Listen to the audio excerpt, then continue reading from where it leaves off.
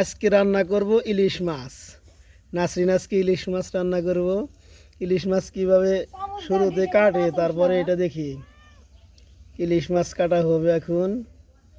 নাসরিন এই ইলিশগুলো অনেক দিন পরে রান্না করতেছে।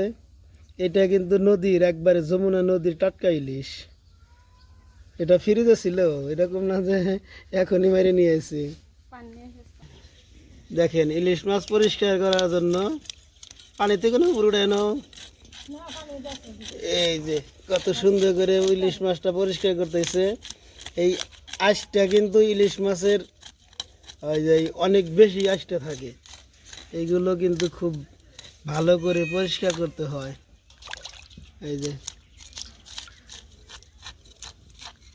এই চামিচ দিয়ে খালি টান দিতেছে আর উঠে যাইতেছে।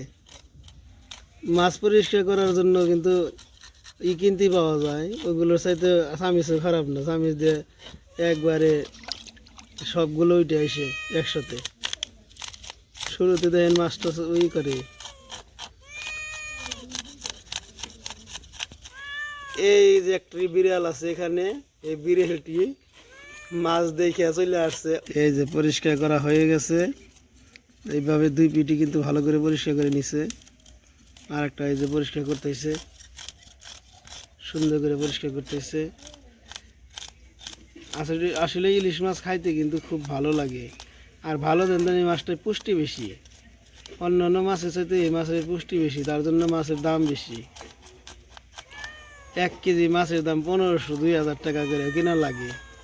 দুইটা মাছই পরিষ্কার করা হয়েছে, এখন কিন্তু সাদা ফোকা দেওয়া যাইতেছে, মানে চকচক করতেছে। এখন কাটা হবে। মাছ কাটার জন্য শুরুতেই দেখেন এই যে সাইডের ফোরগুলা কাটতেছে আগে।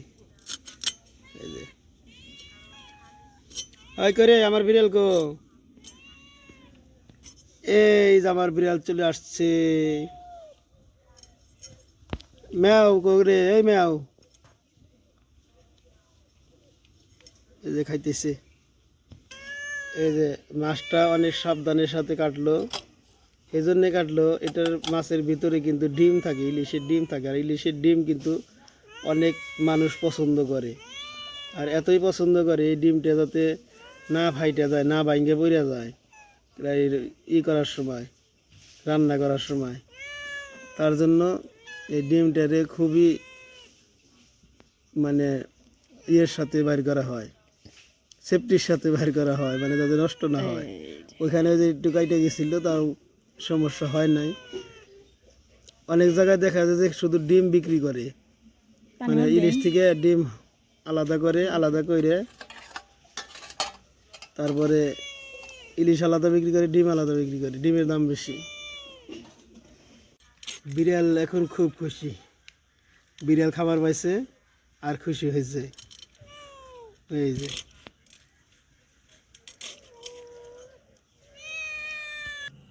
এই দেখো বিড়াল পাইছে, খুশি খুশি খাইতেছে। আমার বিড়ালটা এখনো আসে নাকি, আমি আসলে গেলে খাবার দিই, খাবার খায় খুব খুশি হয়। এই বিড়ালের সামনে যতখানা খাবার থাকে, খাবার মানে যেগুলো আমরা না দিব এগুলো খাইব না। এত ভালো বিড়াল আমাকে বাড়ির দেয়। আর এটা ওটার সাথে এটাও একটু ভালো, তো এরকমই। কিন্তু এটা যদি সামনে পায় একেবারেই খাবলাতে নিয়ে দৌড়াইব। একটা মাছ কাটা হয়েছে,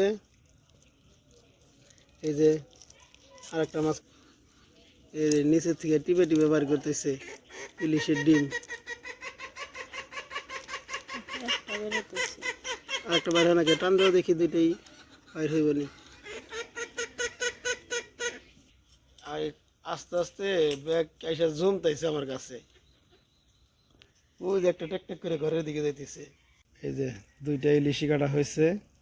আর দেখেন এই যে যেটা আপনাদেরকে বললাম এতক্ষণ, মানে এই মাছের ডিমের কথা বললাম, যে এই মাছের ডিম দেখেন কত সুন্দর লাগতেছে। ইলিশ মাছের ডিম যে এত সুন্দর দেখা যায়, এত সুন্দর লাগে, মানে বলার বাইরে।